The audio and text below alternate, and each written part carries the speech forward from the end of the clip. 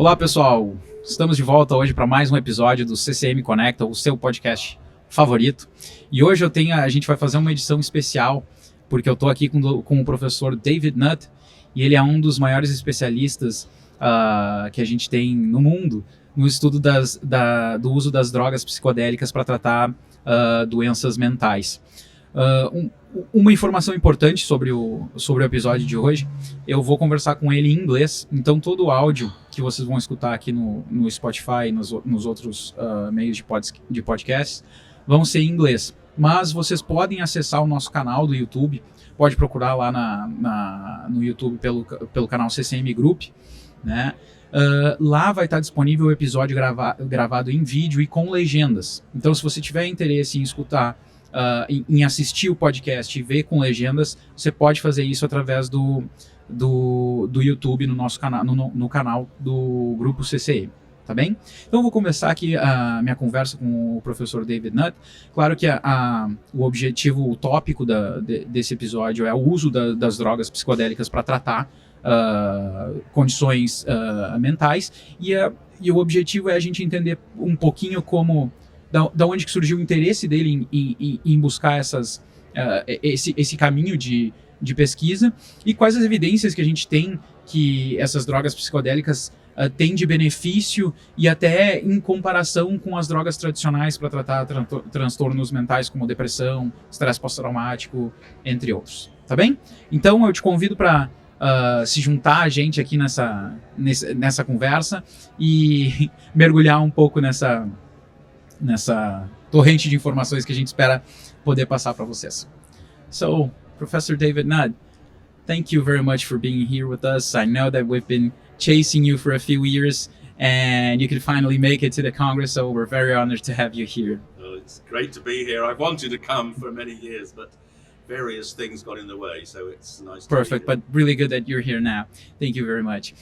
So to kick off our conversation, I'd like to ask you what motivated you into pursuing these studies on psychedelic drugs.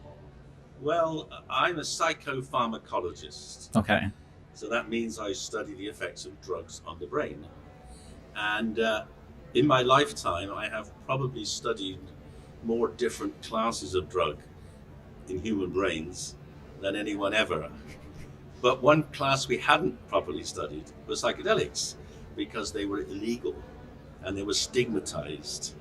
And then about 15 years ago, when I was getting old, I thought, if I don't do it now, I'll never do it. And so we started this process just to ask a simple question: what is the psychedelic state in the brain? And we used brain imaging to explore that, and we found something completely unexpected. We found that actually these drugs didn't turn on the brain, they turned off the brain. And the psychedelic experience is an experience which comes from another part of the brain after the control systems have been switched off. Now that was an absolute surprise, turned everything on its head. But it did one other thing. Because when we were looking at the brain scans, we saw there were parts of the brain that were switched off. Those were the parts of the brain that drive depression. And so we thought, well, maybe we could switch off depression using psychedelics. And then we went on and did those studies, and we can. And a single psychedelic experience is the most powerful treatment for people whose depression has failed to respond to other treatments there's ever been. This is wonderful. What year was that you initiated those studies?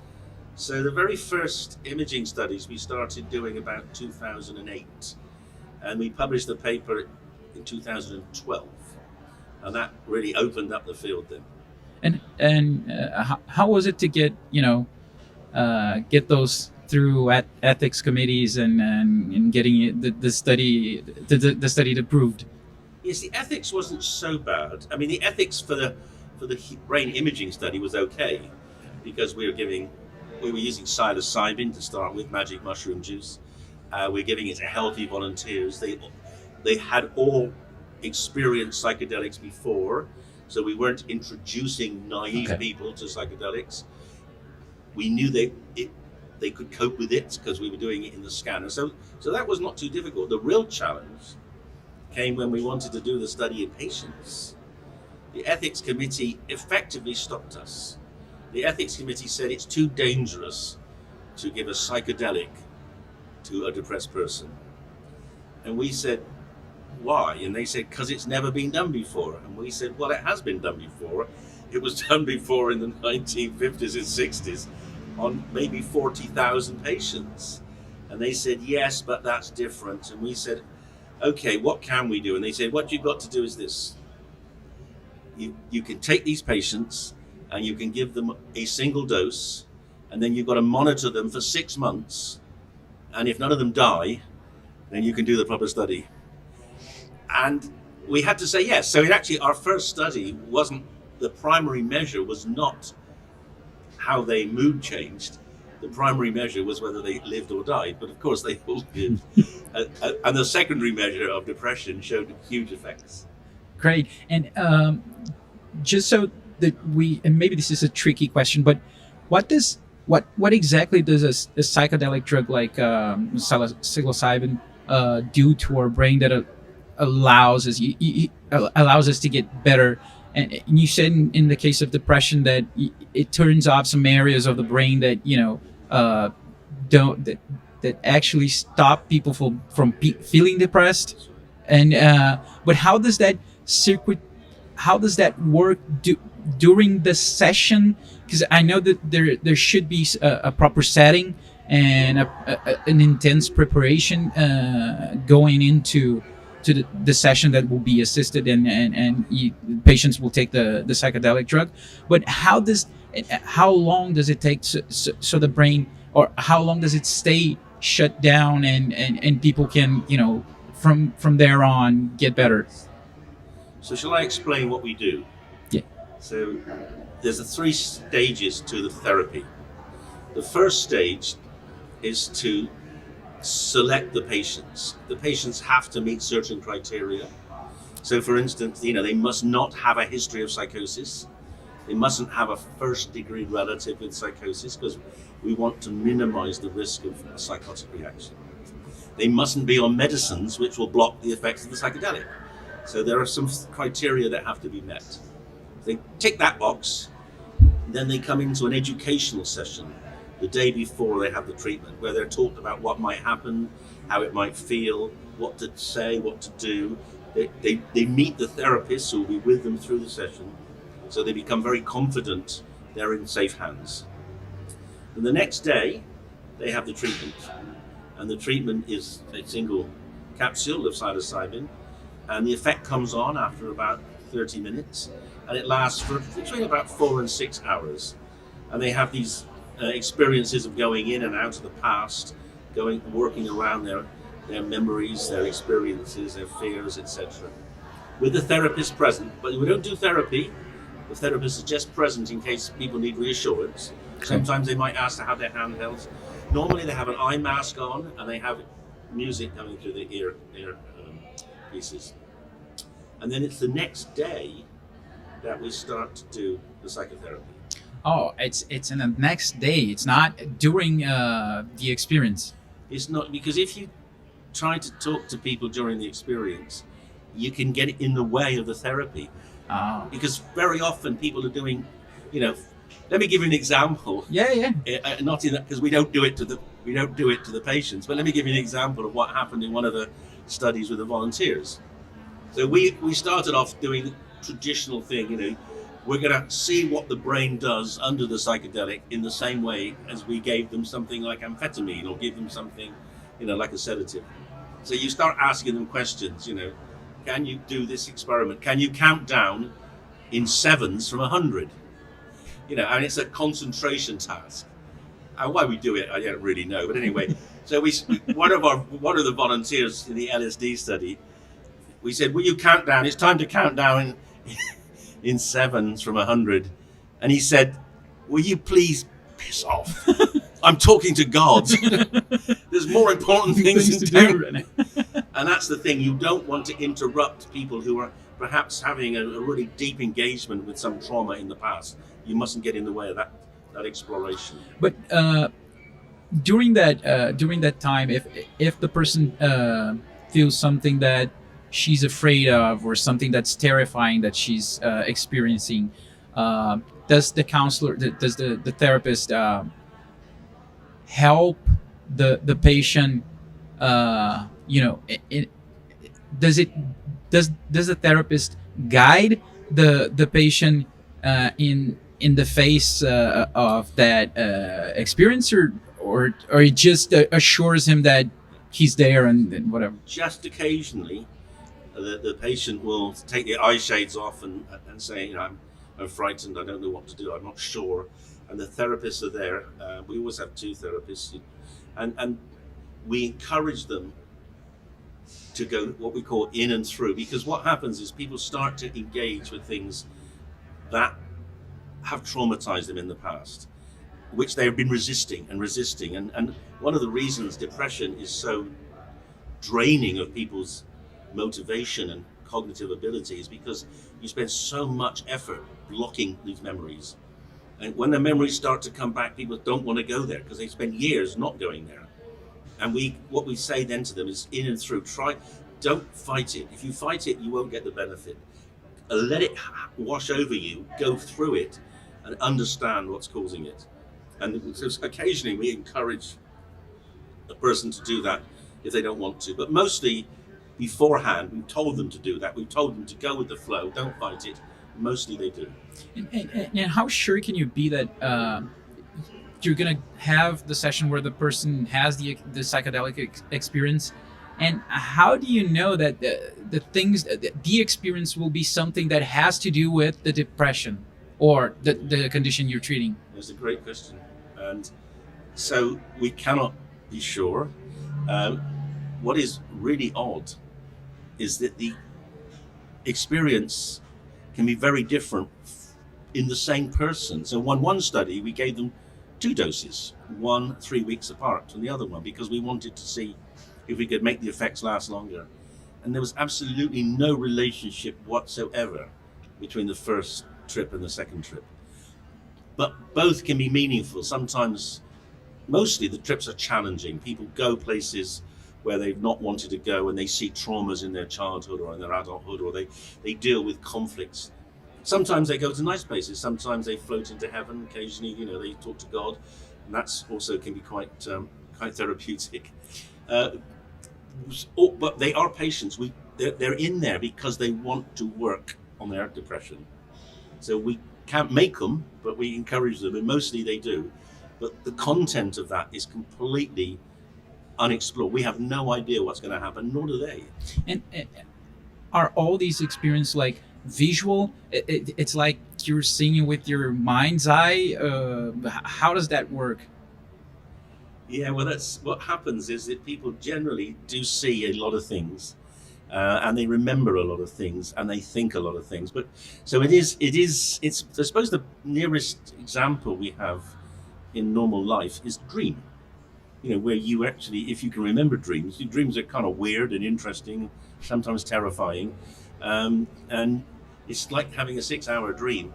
But it's kind of it's more useful than dreams, because usually dreams don't resolve anything, whereas the psychedelic trip does. And how is the perception of time during those experiences? Does it seem like it lasts longer than it actually does, or shorter? Psychedelics generally make time seem longer. Yes.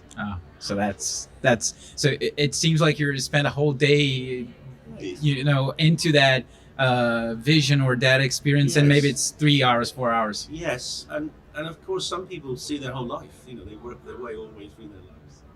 And so having that session, once it's done, where does the patient go once it's done? So that we keep them, well, if they live nearby, they go home with a partner, or we keep them in a hotel room near us, and then the next day we do what's called the integration session. So it's the same people, therapists who were with them during the trip, come back and they have breakfast together and they talk, and they talk through the experience, and the patient then explores with tells them, the patient says what happened, and then the therapist help them understand it. They may learn things about the patient they didn't know before, in terms of their depression. They help them make sense of it, but particularly they help them think differently about it. Because one of the depression is a very evil disorder, because it changes the way you think about yourself. Many depressed people have been traumatized, but they blame themselves for the trauma. They don't blame the other person. And that's weird, and we don't understand why that is, but it is the fact. And during the trip, people can see it wasn't their fault. And what we have to do afterwards in the integration is we have to consolidate that fact. It's not your fault. It was you're a victim, and you can share the trauma. You can block that person. You can tell people they were traumatized, that they traumatized you. But you can also think more positively about how you live your life, rather than going backwards, go forwards. But do the therapist help the person to get to that conclusion, or is it like assertive, like saying, well, in this case, it's obvious that it was not your fault, or does it make the patient to get to that conclusion? Yeah, very often usually it's fair to say it's the patient that comes to the conclusion. Okay. And that happens straight away. So the next day, people are better. And the next day, the very next day? The next day, they are better. The depression is often lifted the next day. And what we're trying to do with the therapy is keep it lifted. We're trying to get people to build a new narrative, a new way of thinking about themselves and the future, which gives them resilience, so they can cope with the stresses of life better than they were doing before. So you have the session, you have the experience, so the next day you have like a session. Is it like a full day, or 5 hours, or 3 hours? It's just a couple of hours. Okay. And then the next day you have another one. And how is there a reoccurrence, so you have to go back to see the therapist many times, or? Well, so in our trials we didn't have enough resources to do a lot of therapy, so we did three sessions a week apart. Okay. But these patients are usually in treatment anyway. Okay. Because they're often what we call treatment resistant. So they have failed on treatment. So they are still seeing specialists. So then they can go back to the specialists, who can then, hopefully in this new state of mind, that the other therapies will work. So in preparation to our conversation, I watched some podcasts, and I read some papers. And I watched the podcast with Robin Carhart Harris, and I think he was your student. He was, yes. Yeah, and I read some papers after that podcast that I watched, and you were one of the authors on many of them. And there are a few things that of course, I'm not a physician, so I'm not a scientist, so it's a lot more difficult for me to understand exactly what's being said. But I think in some of them I got I got the point. But there are a few concepts that I'm not sure if I understood it correctly, or if what I understood is actually accurate. But he mentioned some concepts. And the first one was that hit strongly with me was that when you have a psychedelic drug experience, it facilitates kind of a rebirth. Rebirth was the word that he used, and I was trying to understand exactly what it was right after that, but it gripped me in a way, because I was not actually understanding. But then I went further on the papers and went through those pivotal mental states, and the fact that it actually facilitates you unlearn things that are kind of printed inside of you.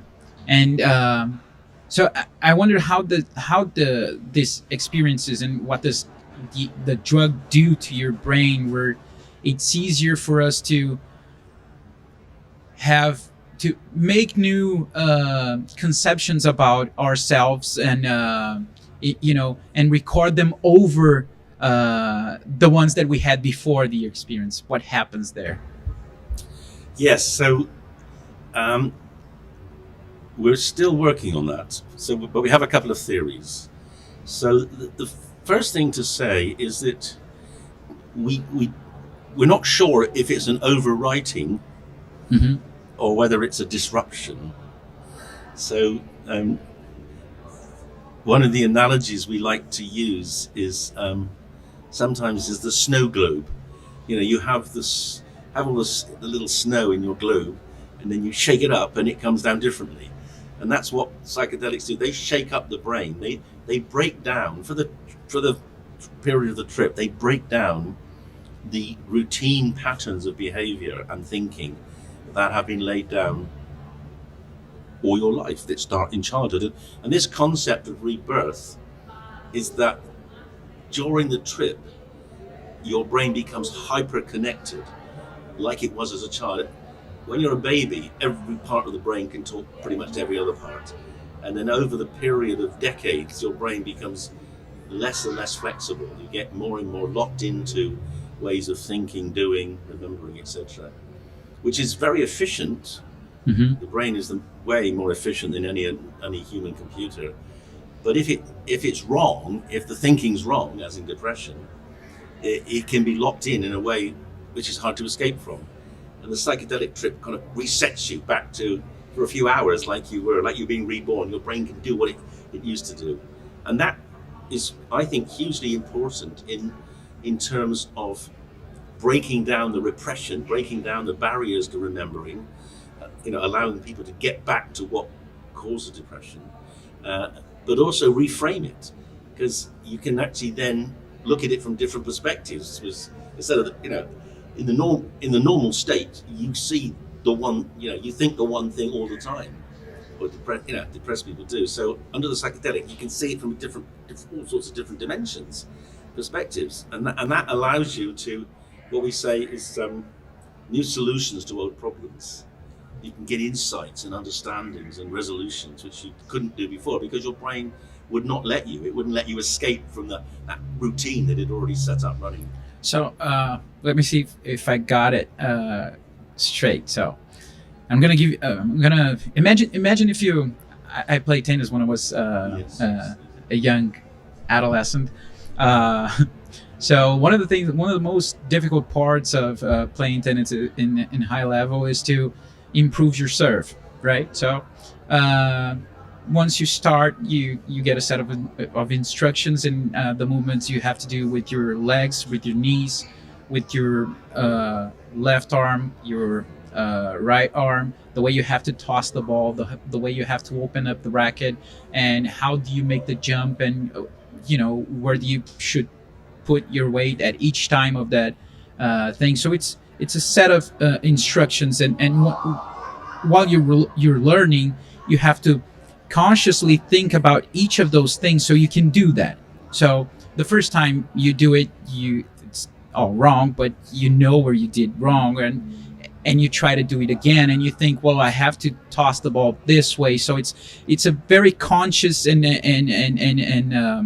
movement. So you don't you're not automated yet, but once you practice a lot, then it gets automated, and you don't have to think about it. You just serve and it goes in or out. But you did. But if in the process of learning those set of movements, you do one movement wrong, but you don't realize because it's a tiny movement in there, and it makes your serve be really bad, but you did it so many times that now you don't even know what's wrong. You think you're doing everything as instructed. So once you have that psychedelic experience, it might be easy to deconstruct what the set of movements that you automated and try to train it again without that error. So did I get this kind of right? It's a very interesting analogy, and you're quite right. The analogy that you embed in neural processes a complex set of behaviors, as what serving at tennis is exactly. In fact, it's almost impossible not to do it the way Exactly, you've done yeah. it before. Stop it, not doing it differently is really, really difficult. If you realize you've not been doing it right and you've got to change, it's very hard. So that's the analogy we use, but we use it about thinking rather than hitting a tennis ball. Yeah. And that's really quite important for this reason is that psychedelics won't mess with your tennis because they don't affect the parts of the brain where you learn and lay down your movements. They work in the parts of the brain where you learn and lay down your thoughts. That's something I didn't. Yeah. Whoa, that's nice. That's nice. So it won't make me unlearn anything that has to do with movement. So I won't forget how to breathe, for example. And you won't forget how to speak. But they particularly target higher cognitive processes. Yeah, and so getting back to the depression, and depression is almost like it's a very. I have bipolar disorder, so I know a bit about depression and episodes and so on. So one of the things that happens when you're depressed is you slowly start to question fundamental things about you. So if we're here and I say something to you and I see that you make a certain reaction and I think you didn't like what I said. Well, if I'm not in a if I'm not going through a depression episode, I'm just gonna, try to learn from that and move on. But if I'm depressed, I'm gonna think that, what I said was wrong, and what I said was wrong because I'm probably stupid. And if I'm stupid, why does anyone would want to talk to me? And if they don't want to talk to me, why are they going to want to be near me at any time? And if people don't want to be near me all the time, then it means that I don't, there's nothing good about me. So you start to question some fundamental things about you all the way. It cascades up, not down. So I'm curious, and I'm curious that once we have a psychedelic experience that could help me, where does it, in this process of cascading up to the more fundamental things about me, will that change or collapse? Or I understand that the mechanics of how it works, but if I take an episode or a thought, where do I see it coming apart? Yeah, well, that's a very interesting question, and it's one of the things it's one of the most important questions we're dealing with at present, because we don't fully understand what is the driver, the motive for this, as you described it, this upwards circling of worsening and worsening. What is driving that? Is that because of some chemical imbalance in your brain that makes every negative thing more important? Or is it some psychological process? But whatever drives it, it's something we've got to get to the bottom of, because we know it comes back. Although psychedelics are remarkable at lifting depression, for most people who've had chronic depression, the depression comes back. So that tells us there's something in the brain that is driving depression, and we don't understand that. And we don't even understand, it's hard to imagine why it should be, but anyway, but it's there. However, what psychedelics do is that they take this edifice, you've built this big edifice of negativity you call depression, and they just shatter it. So I can build a new one, maybe happier. Well, that's what we try to do, and that's what, the therapy, because when you've got rid of depression, you have got rid of depression. You are in a different place, and that is remarkable. And even if the depression is going to slowly crawl back, we can give you training. You can learn skills to protect yourself against it. And one of the skills that patients we train them to work on is mindfulness. it's rather than fighting the depression, rather than trying to block it, which is really hard work, you get people to say, well, it's coming, but it isn't. It's an episode. It's like, hunger or something. It's going to come. It's going to blow out. Don't fight, because the fighting of it is actually extremely exhausting. And in a strange way, it's kind of like the Medusa. You cut off one of the heads of depression, and 3 more come back. So we try to let it flow over people and it's evaporate, rather than actually have them attacking it and pushing it down all the time. And how is it?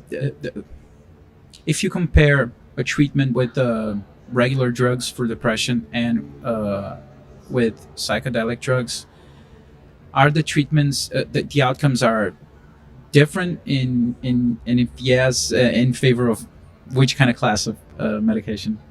Well, I mean, we're the only person that's done a head-to-head of a psychedelic with a classical modern antidepressant, an SSRI called escitalopram, and on almost every measure, psilocybin was better than escitalopram.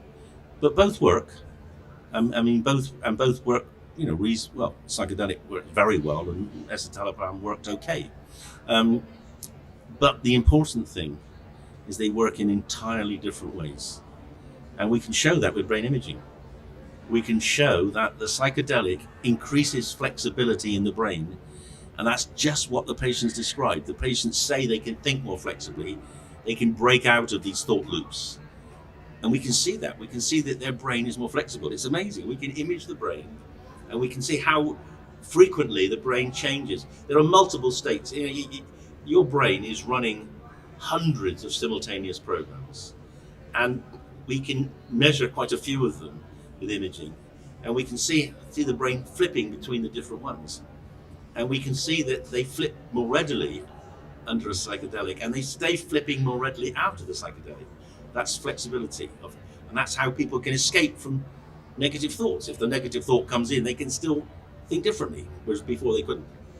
With the SSRI, it's completely different. It works in a different part of the brain, and it works on a different receptor system.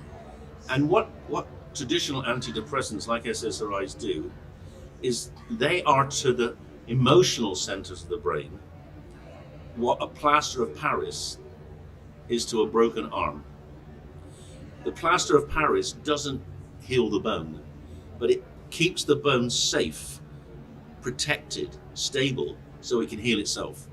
What antidepressants do is they protect the stress centers, the emotional centers of the brain from stress. We know in depression these centers are super sensitive, but we can dampen down that sensitivity with an SSRI, and that's why over time the brain heals. And that's why antidepressants take 4, 8, 12 weeks to work, because it takes that long for the brain to heal from the chronic stress which has been causing depression. So now we have 2 separate ways of lifting depression. And to me, that's so exciting, because if you say you have high blood pressure, and the first treatment doesn't work, well, you've got 4 other different sorts of treatment. In psychiatry, we had 1, which was antidepressants. Now we have 2, antidepressant psychedelics. And there's is there a difference in length of treatment to see the improvement? So when you have a treatment you treat a patient with a psychedelic drug, how long does it take for that person to feel better, and for how long does that person stays better compared to regular drugs treatment, and how long does it take for them to get better, and how long for how long do they stay better? So these are fundamentally different. So a psychedelic works instantly, and the effect is there the next day. Now, how long does it last? And that varies enormously depending on the patient. So we have patients who were treated in our first study, which took place from 2014 to 2016. They're still well now, 8 years later. But most of them aren't. Most of them, the depressions came back. It came back over 6 months to a year. Still, that one treatment was more powerful than anything they'd had before. But it tells us that, depression can return. And we don't know the best way of keeping the depression at bay. It may be we should be giving maybe a psychedelic treatment twice a year to hold the depression down. We don't know. That's a research question. Now, when you look at antidepressants, they take usually up to about 12 weeks to have their maximum effect. But they only work if you keep taking them. So that's a big contrast. So it's one dose of psilocybin versus 12 weeks of exercise or a lifetime of exercise. Now, for some people, it's important. Depression's horrible. If depression comes back, you can kill yourself. So if antidepressants work for you, then you've got recurrent depression, you should stay on them, and because the risk is of coming off is so high. But psychedelics can work where antidepressants haven't worked, and that's what's exciting about this. Is we've got an alternative for the first time. And, when you mentioned that depression, it comes back after some time. I wonder the way that you described that the psychedelics work in our brain and what do they do. We can shatter down that building of conceptions and thoughts and ideas, so we can build new ones, right? It is almost like you build new ones that are not in the same way than the other, so your conceptions change and you don't feel guilty anymore, or you can share guilt or shame or whatever it is that makes you feel depressed. But at some point it seems like that those new structures that they start to get corrupted by some new thoughts that were once there, and you eradicated them and you build a new foundation, but slowly over time they start to contaminate the new building, and at one point they're there again, the same things that were before. And I was talking to someone these days that it's almost the same that when you play Monopoly, or if you I can't remember exactly who said, but if you take all the money in the world and you split evenly, for everyone, over 2, 3, or 4 generations, the money will be in the hands of the same people that have the money today. It sounds the same. So you build new thoughts, new structures, new pathways, and then slowly those other pieces that kind of are you in a way, they start to blossom again. Yeah, I mean, one of the analogies I like to use is with cancer.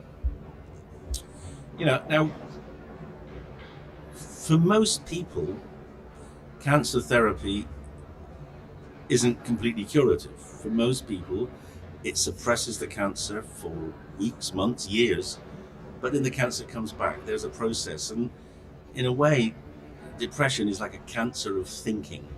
It comes back, and I'd like to eliminate it completely, and I don't know how to do that yet. But at least we do have ways of cutting it off for a bit, and maybe it may be that once we've got people out of depression with a psychedelic, it may be that an SSRI or a traditional antidepressant will help hold the cancer, the depression at bay. So there are many different ways we can approach this long-term prevention.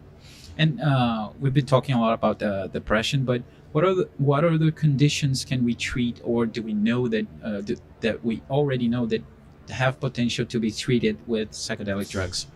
So we have good evidence in some addictions. So there have been good, powerful trials in helping people stop smoking and helping people stop drinking. There have been nice trials in helping people come to terms with dying. People who've been given a terminal diagnosis, either of cancer or of something like motor neuron disease. Psychedelics help them prepare for death and cope with the threat of dying better. We have just finished a study in anorexia nervosa, seeing if we can help people think differently about their body and their body weight. We're also working in obsessive compulsive disorder, which of course is a classic disorder of people having thoughts that they know are stupid, but they can't stop having them. So there are many disorders where you have these repetitive thought loops, either craving for drugs or worrying about contamination in OCD. We think those are we call them internalizing disorders, and we think that they might all be amenable to treatment with psychedelics. Great, because one of the worst things that I think of alcoholism and smoking is that it's actually really stopped to get rid of the addiction, and most of the things for alcohol abuse, they're not very effective from what I know. So it seems like you can get rid of the physiological dependency, the physiological addiction, like in maybe 2, 3, 4 weeks.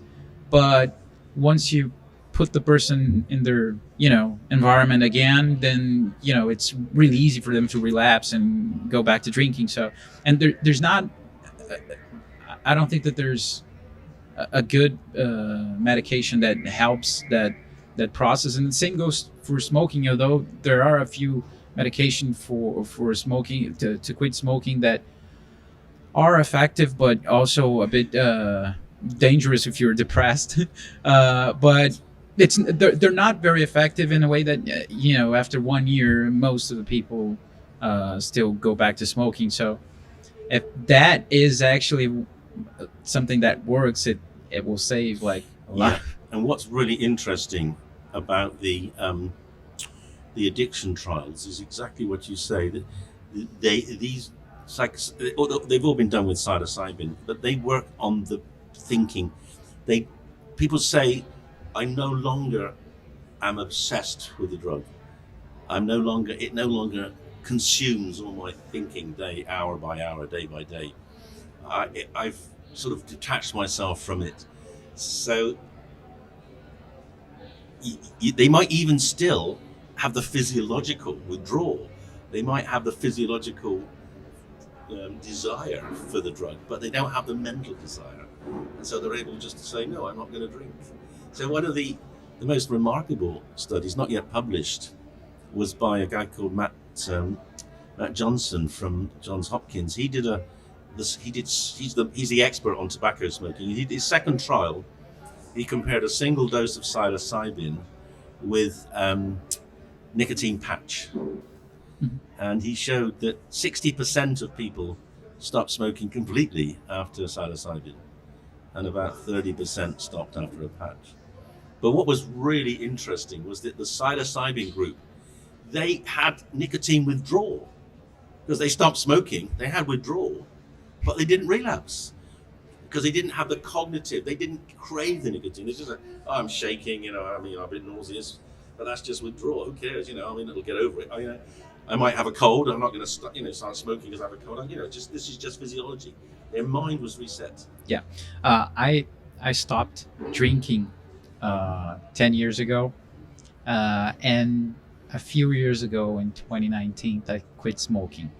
So I went through those two processes, and the worst thing about it's not actually the withdrawal symptoms, but is this recurring thought, the craving, and sometimes even that you're not yourself if you don't take the drug.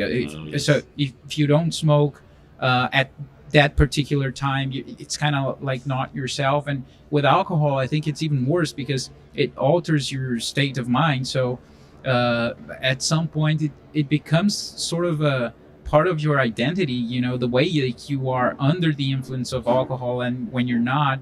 And especially if you feel better when you're drunk rather than being sober. But the worst thing was in the two ways I set up on a date and I just quit. So it was, those two things were very painful, like really painful, and it's the same thing.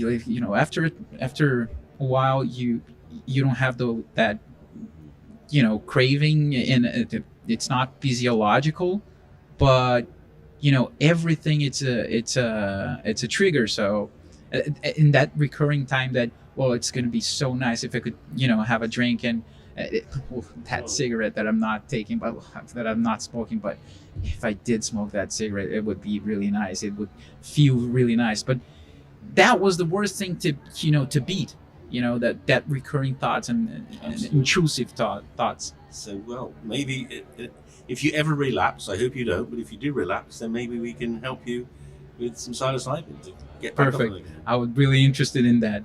Professor David Nutt, thank you very much for being here in our Congress. Thank you very much for agreeing to talk to me and taking the time. You're very kind to everyone here working. So thank you again. It was really, really nice to be talking to you. For me, it's a great honor to be able to have a discussion like this with you. It's one of the biggest moments of my professional career here at CCM. So this is wonderful. Thank you very much, and I hope you enjoyed it. I did. It was a lovely conversation, and thanks for sharing your experiences as well, because I think the audience will be very sympathetic to what you've been through. Thank you very much, and I hope they take that and can relate to it, and makes it easier for them to understand everything we said. Thank you very much again. Pessoal, muito obrigado pela conversa. Foi por terem me acompanhado durante a minha conversa com o professor David Nutt. Como vocês puderam ver, eu fiquei bastante empolgado durante a nossa conversa e enfim, acho que vou sair daqui com muita coisa nova para pensar, e espero que vocês tenham aprendido e gostado também. Muito obrigado. Fica por aqui mais um episódio do CCM Conecta. Um abraço para todo mundo.